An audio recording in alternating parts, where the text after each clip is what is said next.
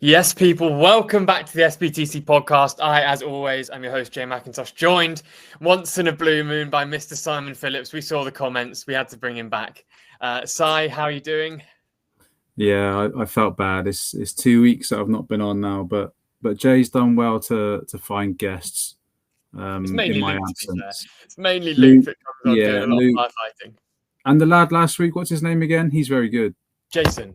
Yeah, he's good. I've had a few people message me and say he's a good guest to have. So in my absence, it was good.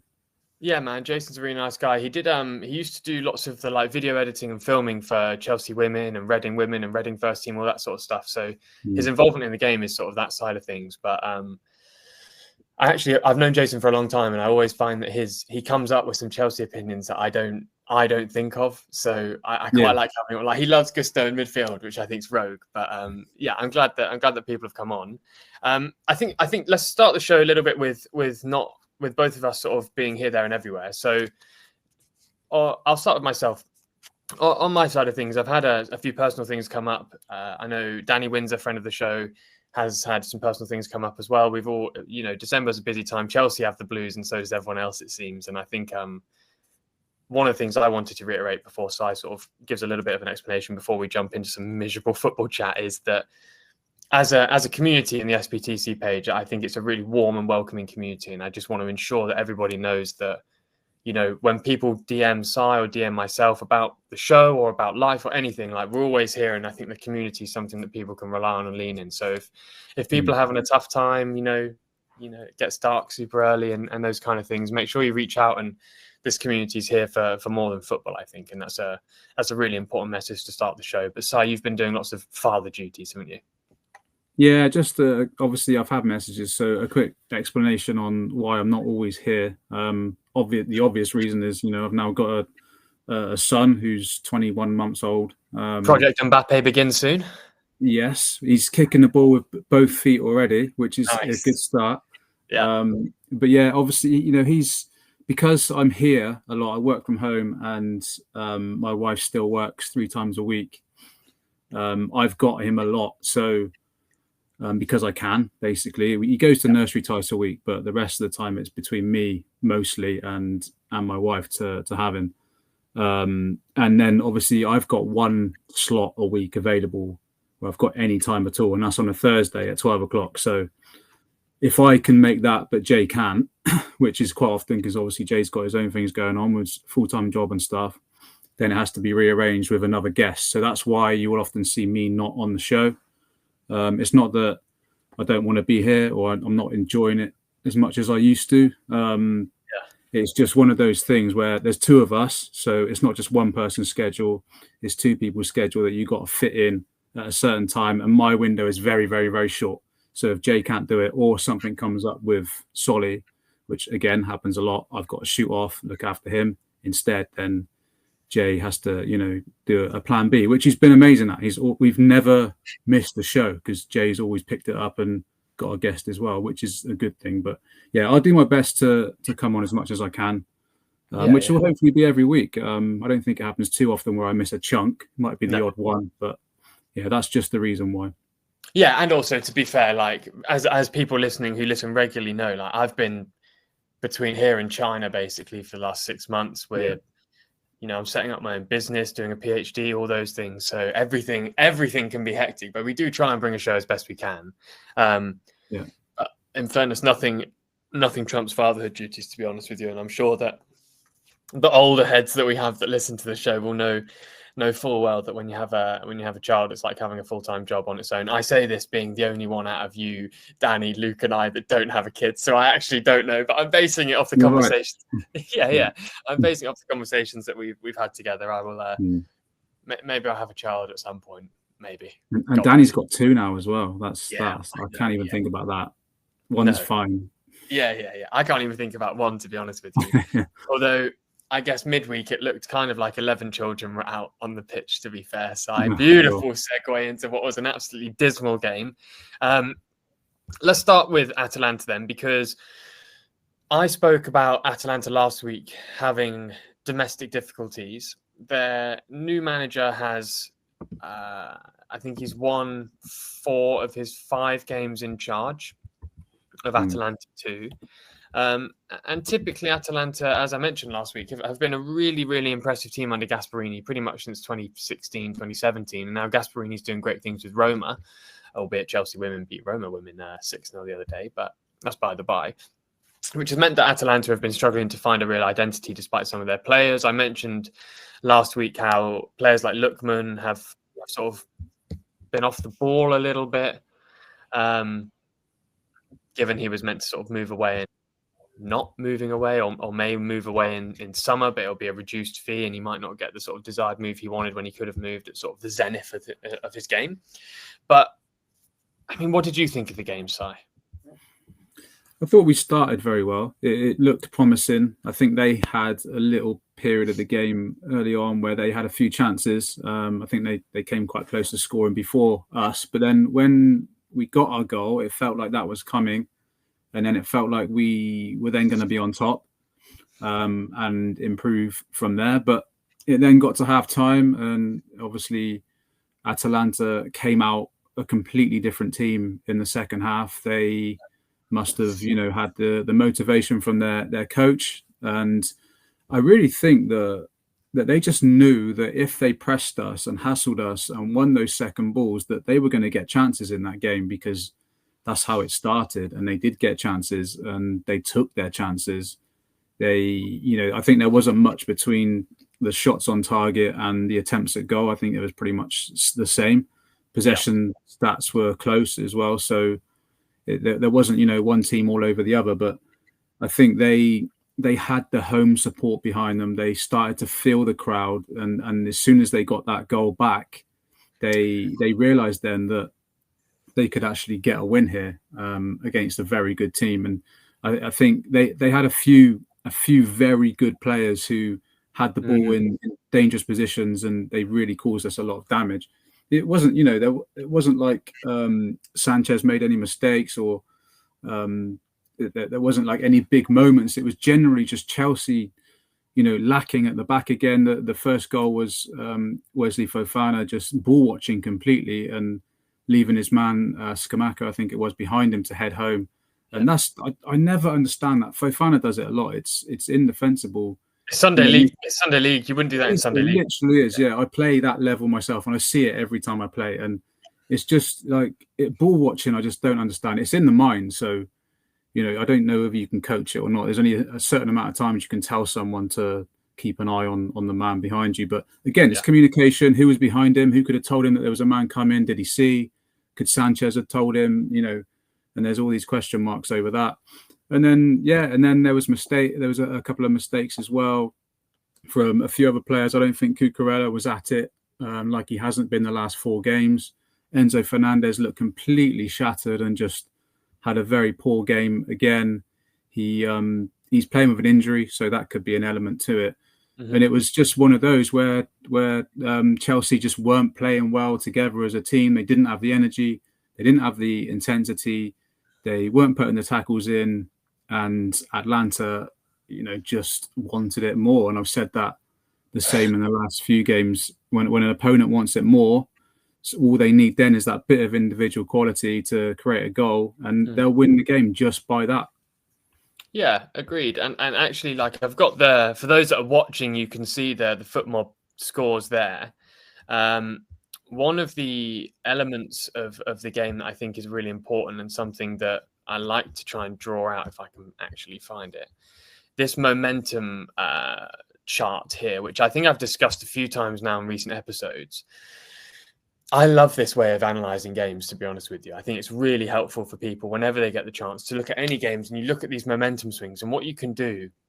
It's very rudimentary, but you can see here, for those that are watching, for those that aren't watching, the momentum graph obviously peaks and troughs to show which teams are which team is dominating the match at any given time. And what you can see here is yellow is Chelsea, blue is Atalanta, which I always find a bit odd. I think they did the same colour scheme with Leeds as well. Chelsea were yellow and Leeds were blue on FootMob, which is just basically illegal, but that's fine. You can see that Chelsea in the first half, when they were really pushing on momentum, managed to get their goal. However, you can see the first half, there's actually no real state of stasis. There's no calm, there's no equanimity in the game that's very, up and down. There's a bipolarity to the momentum of the game. And in the second half, you can see that Chelsea don't really have anywhere near the same spikes in momentum, yet Atalanta were consistent in their spikes in momentum and actually managed to capitalise twice. Now, Chelsea probably should have capitalised twice in the first half. And I think, there's scope to suggest that Chelsea could have won the game, despite sort of being slightly lower on XG, lower on shots, same amount of big chances, touch more possession. But I think that Atalanta at home, big game in the Champions League, I think they might have just been a little bit more up for it, to be honest with you, Si. And I think that's probably the key takeaway for me, is that Chelsea are just looking a little bit leggy, and they're looking a little bit, or they're lacking a little bit of a cutthroat nature to them when they're indulging in peak momentum during the game. I agree. I don't really like Fernandes as the 10, to be honest with you. I think he's a wonderful player. Like I've said, I've praised him to the hilt this year, because I think he's one of the best midfielders in the world, but I don't think he's one of the best 10s in the world. No. I think that was evident.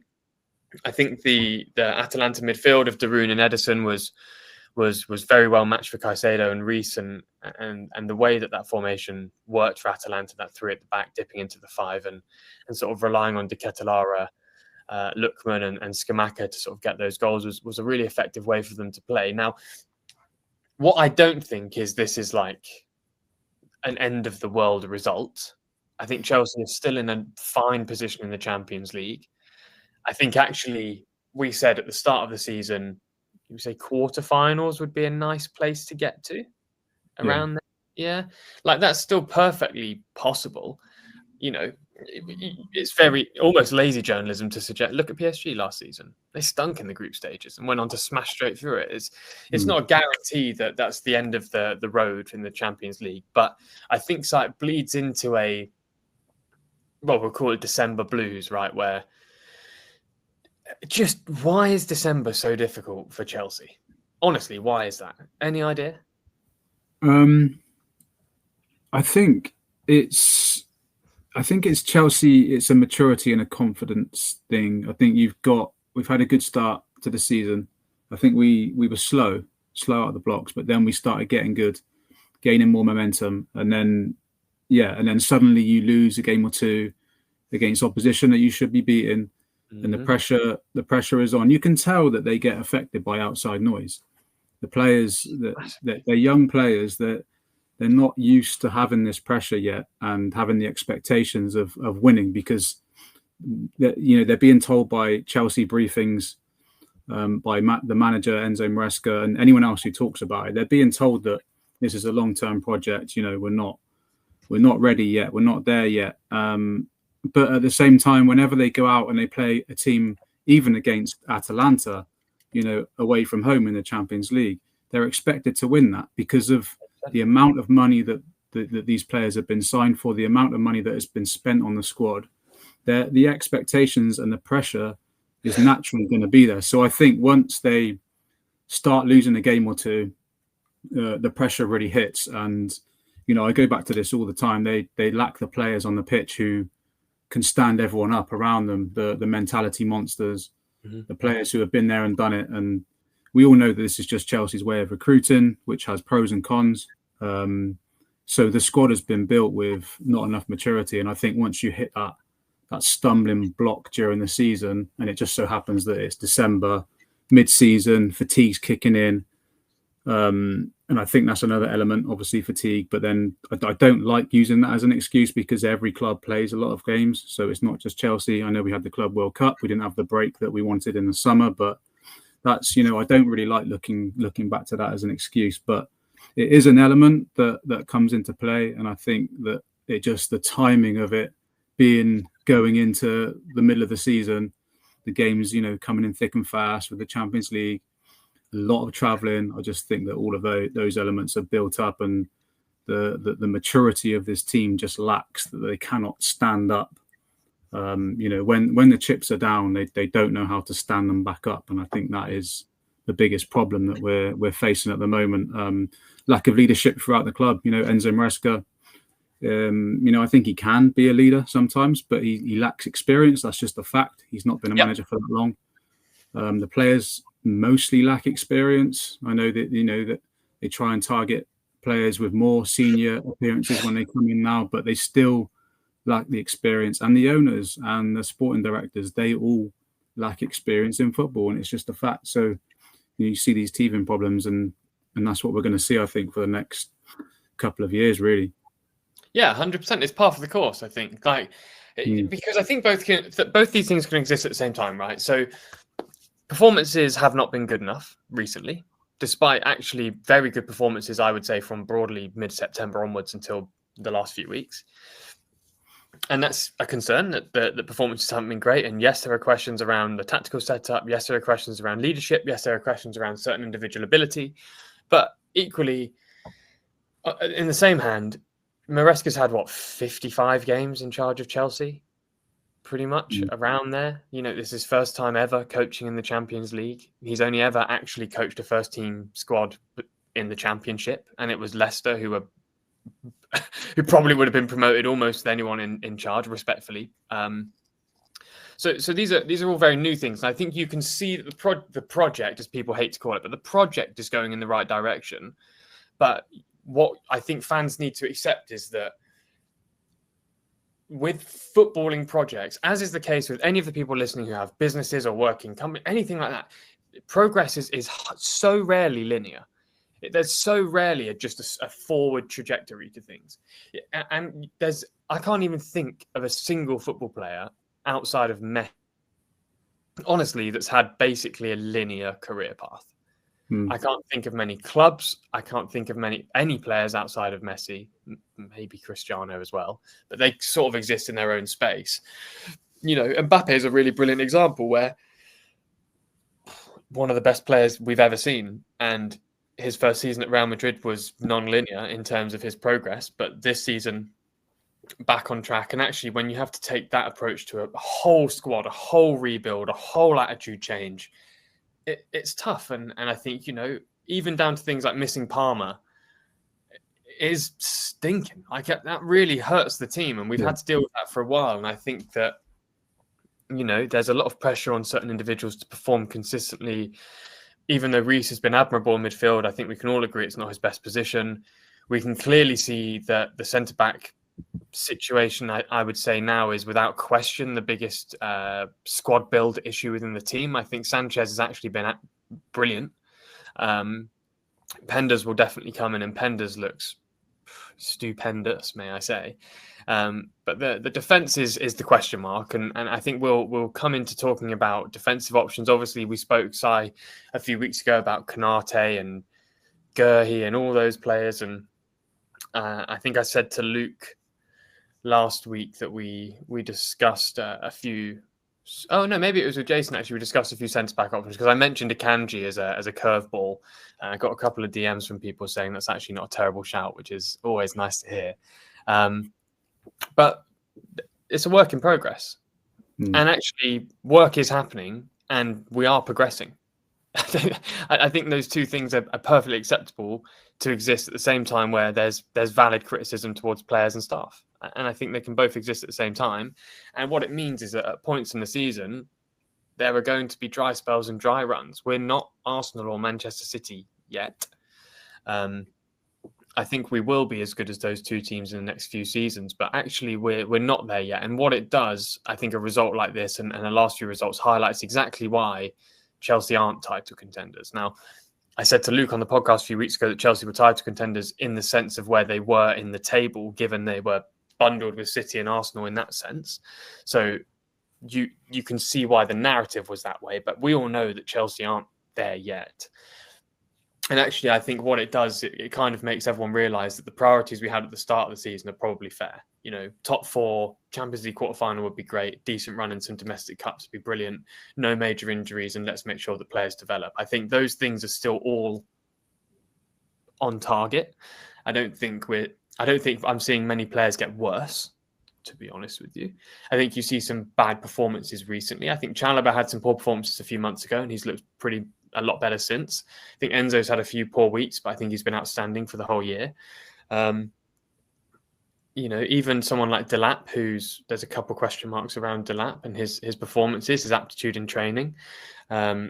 But these are all sort of growing pains with a squad that's the third youngest in Europe. So it takes some time to develop these things through, to seed these ideas, to seed the mentality. And actually, I think it might just help Chelsea fans to sort of step back and have a little bit of perspective and see like, okay, well, things haven't been ideal, but we've had ample opportunities in games and not taken them. Maybe maybe Everton will be the chance to do that, albeit. Do you know what, actually? I was thinking about Everton. Sorry for rambling on.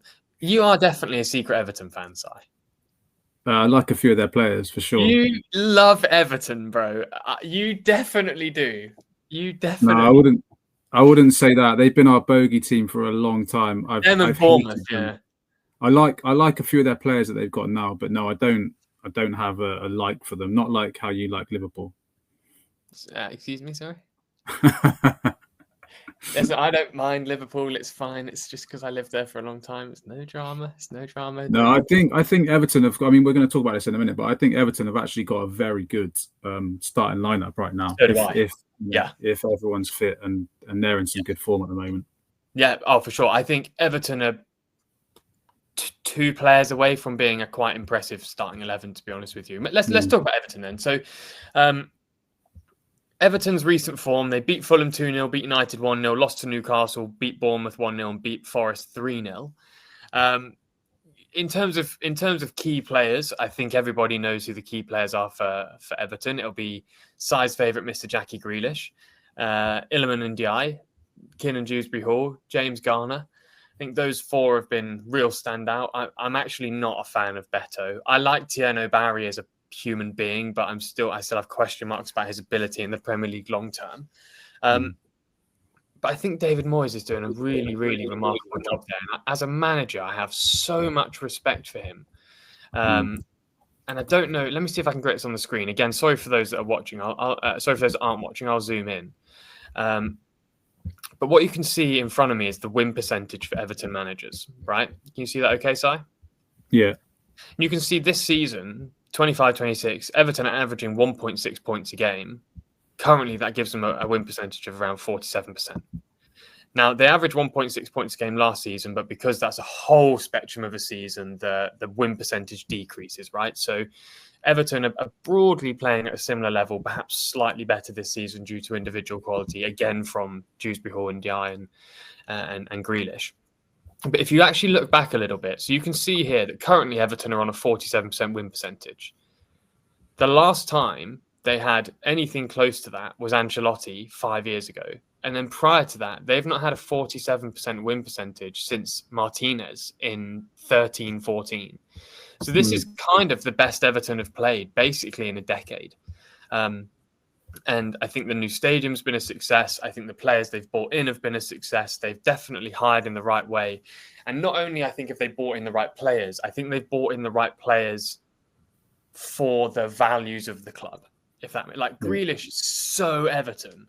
It's insane. Even Dewsbury-Hall is so Everton. And obviously, I lived in Liverpool for 5 years. I did my master's there. So I know lots of Everton fans, and they love Dewsbury-Hall and they love Grealish. I think Grealish is almost guaranteed to sign for Everton next season, which is a shame because we would have probably both taken him at Chelsea, to be fair. But 100%. Yeah. But I think props to Everton. They're doing a hugely respectable job. I think Tarkowski, Pickford are hugely underrated Premier League players. Pickford slightly less, but Tarkowski he was in. I don't think it's FootMob. Maybe it's Who Scored's European Team of the Season last year for his individual performances. I think Tarkowski gets overlooked for England all the time. And, there's actually few isolated single defenders that are actually better than him in the Premier League on a week. He's a Thomas Tuchel kind of player as well, isn't he? Yeah, I know he is. Yeah. I don't know why he's not as involved as maybe he should be because he offers so much. And I think Chelsea are gonna have to put in a real showing against Everton in order to get the ball back on track, I suppose. And do you think that's possible? Yeah, it's definitely possible. I think it's again. I think I like the fact that none of us or the media are not expecting Chelsea to win because, like I said a minute ago, we play better against the teams where we're not the underdogs, and we struggle against the sides that we're supposed to beat. So I don't know where you would really put Everton on that, but judging by their form and how they've been playing this season, and as you say, how solid they look under Moyes and how well drilled they're going to be and how organised they're going to be, then I don't think Chelsea are the clear favourites to win this one. So that will definitely work in our favour, which is strange, but that's just how this team is right now. So we can definitely beat them. But yeah, I mean, I wrote about it in the week, and a game like this does scare me because they're physical. They've been together a little while. They've been, Moyes has been creating something there. They've got players like I mentioned with Atalanta. They've got those players who can change a game, who can create a goal, who can get moment players. Big moment players, exactly. And if they beat us physically, which to be honest, I think they will right now, based on how we've been playing lately, then we're in trouble because all they need is a Jack Grealish or a Dewsbury Hall to make something or score a banger and get a goal, and we're in some trouble. And it does scare me at the moment that how teams, I think, are looking at Chelsea. We saw the interviews from a few Atalanta players after the game saying that they've been studying how we play, how we often drop off in the second half, and various other things like that. And they know how to play against Chelsea. We don't like it when we're matched physically, when we're pressed intently all game. We don't like it. Even playing out the back, we don't like it. You can see how everyone panics when we're trying to play out the back, when we're pressed high. And at the moment, I think if I'm a manager coming up against Chelsea, I'm just going to tell everyone, look at their last 4 games, watch how they played, look how easy it is to win those second balls. Once we start doing that and we beat them physically, we have more pace than them, we have more energy than them. All we've got to do is give it to our creative players, get a goal, and that is how easy it can be to beat Chelsea right now. But but then back to your first question, of course Chelsea can win if we turn up with the same mentality, the same attitude of what we've seen against Barcelona, what we've seen against Arsenal. Then we could tear Everton apart if we really wanted to. The things that worry me is the back again defensively. When you're playing against very good players, I think they can do some damage there, and also up top. There's no Liam Delap, as we know. João Pedro scored in the week, but still far from convincing as being that number 9. I do think he played a little bit better in that game as well, but it's not a guy who I don't think anyone would put money on him scoring at the weekend. So we do lack up there. Maybe that is a reason to put money on him scoring, I suppose, if no one else. Probably get good odds, yeah. I mean, I don't gamble, Jay, so I don't know. I don't really know how this stuff works, but yeah. I guess if you're a gambling man, it might be worth putting something on him. But I just hope that... Go on. Well, sorry to interrupt you. I think we mentioned the Sunday League thing with Fofana. I know you play Sunday League football. I play in a 7-a-side sort of power league thing, and the last few weeks I've consciously made an effort to be like really aggressive in the first 10 minutes. Obviously, you know me, so I'm not a particularly tall or big guy, but what I've found is over the last few weeks that if you start with sort of quite high aggression and quite high speed to start with, people fluster quite quickly, and then that attitude lasts for most of the game. So when the ball gets near you, they'll want it away from them as soon as possible, and it feels as though Chelsea players are just getting a little bit flustered. And I think Everton, more so than maybe any other Premier League team outside of Sunderland this season, can fluster you big time. You mentioned Dewsbury Hall, you mentioned Grealish. The one player I did want to talk about, because I would definitely have him at Chelsea, is Iliman Ndiaye, who, goodness me, he just looks an absolute sensation. He's definitely going to, again, respect to Everton, he'll definitely step up beyond Everton, I imagine, in the summer or the following season, depending on where Everton finish. If they get Europa League football, then maybe not. But Ndiaye looks like a really, really gifted player, and I think that as we said, that triumvirate of Dewsbury Hall, Grealish, and Ndiaye is going to be a real problem. And actually, I expect that Cucurella and Reece James are going to be busy boys against those two wide men in particular. And I think that, Caicedo, is he able to play? He's not. No, he's suspended. So the guys in the midfield are going to have to be busy on Dewsbury Hall as well, because they're looking really cohesive at the moment, and their form is absolutely brilliant. And I like David Moyes a lot, to be honest with you. So I'm actually quite glad to see him succeeding. I think one of people will probably know this, but I think the most admirable thing about David Moyes is when he stepped out of the game, he didn't step back from the game. He stepped forward, and he went to different clubs around Europe to learn and adapt. And he wasn't embarrassed about working with younger coaches, with more inexperienced players, and seeing how people do stuff. He was really receptive. And I think it's very, very hard for anyone, senior or in senior positions in a business or a company or in life to step back and just sort of be humble and say, okay, I've got a lot to learn. I've got a lot to do. And here's what I'm going to do to try and ensure that I do it. And then he's come back and been super successful. Like I say, it's the best points per game they've been on for 10 years. It's better than Ancelotti. It's huge credit to them. And I think if Everton win, it'll be because they're the better team on the day, which I know sounds a little bit Michael Owen-y, but I think it broadly is. The team that scores the most goals wins the game. But it kind of, I think it will be that. I think if Everton are more up for it than Chelsea, then it'll be game over. And if Chelsea lose at home, I think it'll be the feeling might not be particularly good. It's crucial. What we'll do, Si, instead of doing a predictive lineup, I'd rather just do a score prediction. What do you think?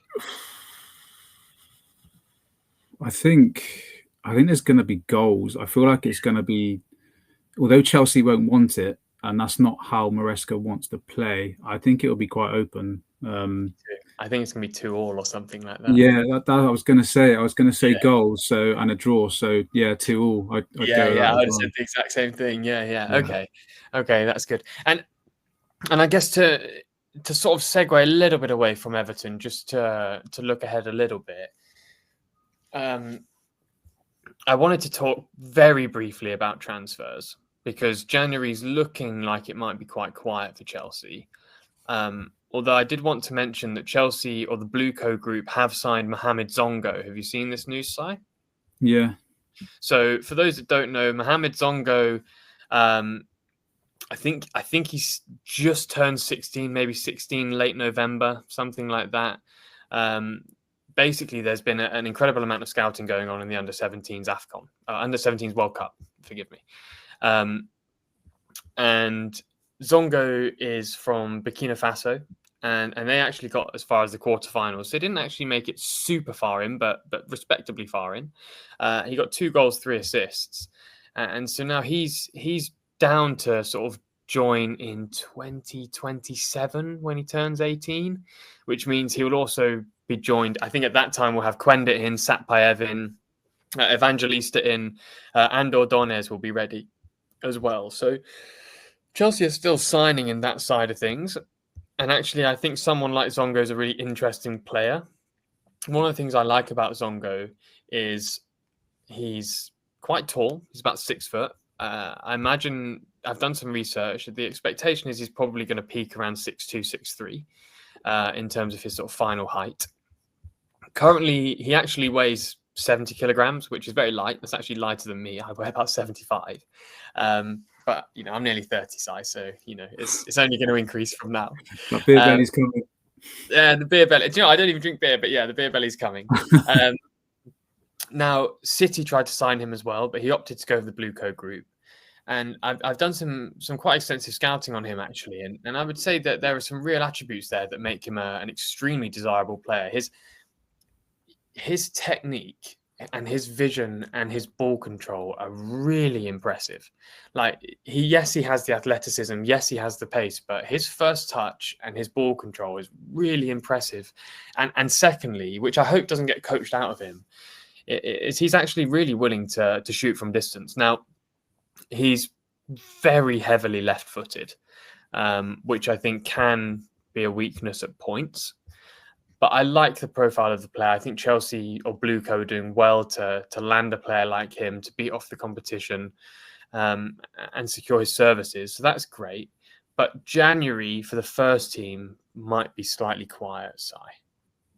I'm not expecting anything really. I think if anything is going to happen now, it will be like because of an injury, a long-term injury, or fatigue. Or I still don't think that we're going to make any signings though. But they're looking at the midfield. They've been looking at the strikers. Initially, Delap was going to be out for. Well, they initially thought it was going to be a couple of months, so they did think about perhaps bringing Amiga back in. Bring him. Yeah. He's so good. But they thought about it and then realised that Delap wasn't actually going to be out for that long at all. I don't think he'll even be out for 4 weeks. I think we'll see him before then. So they've realised that they didn't need to do that, and he could come in the summer, or he could stay actually at Strasbourg next season as well, I heard. So I'll be honest, I think Omega has a higher ceiling than Delap. Yeah, I mean, I have watched quite a bit of him, and he does look good. He certainly does look a good player. But I'm not giving up on Delap yet. Oh no way! Oh, absolutely not. I think again, both things can exist at the same time. Delap has all the potential to be one of the best strikers in the Premier League, and actually, I think Omega does as well. And the things that I like about Omega, I mean, genuinely, he is frighteningly fast. Like, he is frighteningly fast. I don't know if you saw, Zappacosta racked up 33 kilometers an hour in the Champions League game the other day. He was so good on Tuesday night. Yeah, he was really good. I mean, he's got his. I didn't realize because he was balding when he was at Chelsea, wasn't he? He's had he must have done his hair and everything because he has a full head of hair. I'm like, yeah. He's playing like a 25-year-old. Yeah, he's enjoying life. But Omega's obviously been captain of Strasbourg. And we spoke about that leadership element. Now, I do think Enzo has it to a certain extent. And I think Omega would add to that. Equally, I mean, he's just huge. He's absolutely huge. He's like 6'5". He's unbelievably fast. And he's extremely gifted technically. And he knows where the back of the net is. I think there's a really exciting player there. And it makes me quite excited for preseason, to be honest. I hope that we get to see him get a bit of a run out because he's a terrific talent. I'll be really honest. He is an absolutely wonderful talent. He's the type of player that would have probably gone to Frankfurt and then gone to like a huge club after that. But I think Chelsea have got in the sort of before the stepping stone and just given him the time at Strasbourg under Rosinha. But outside of that, there's no real chat about defenders. I'm not seeing anything, which is really rare for Chelsea at this point to not be linked with players left, right, and centre. So it's looking like a quiet January, and hopefully Chelsea can just get through December blues with a win over Everton and keep things going really, because the Premier League is the tightest it's ever been. Like factually, it's never been this tight in terms of that gap between the teams. It's absolutely remarkable. And now you're looking at teams like Villa who are beginning to really pull away. So there's plenty to come. I think there's plenty to look forward to, but right now it feels a little bit like we're in the trenches. But a win against Everton, I think, would go a long way to fixing that. But we think it might be a 2-2 draw. Guys, when you're listening, please let us know the score predictions, or just DM me score predictions. If we're very wrong, then just laugh at us. That's all good. Before we go, Si, have I missed anything? No, I don't think so, mate. I've actually got quite a few predictions right lately. I think I've got one wrong in the last 5. I actually started working it out because I've never been that good with predictions. But yeah, I've got one wrong in the last 5. So maybe we're putting some money on that one. You're like the World Cup octopus. Do you remember that? It's brilliant. Yeah. But yeah, okay. So we I don't want to hope that it's 2-2. I kind of hope that it's 2-1 or something. Yeah. But you heard it here first, guys. Si's never wrong anymore. So make sure you put all your money on 2-2. Don't do that. Don't do that. 2-2. João Pedro to score twice. Yeah. Okay. All right. Well, listen, we'll leave you guys there. Thank you so much for joining us. Si, thank you for being here. I'm sure the listeners are very appreciative of you being on. Guys, we'll be back next week to talk all things Chelsea. Let's hope that they can sort of brush off those December blues against the Toffees and keep the sort of charge for fourth on. But until then, until next week, we'll catch you later. Bye-bye.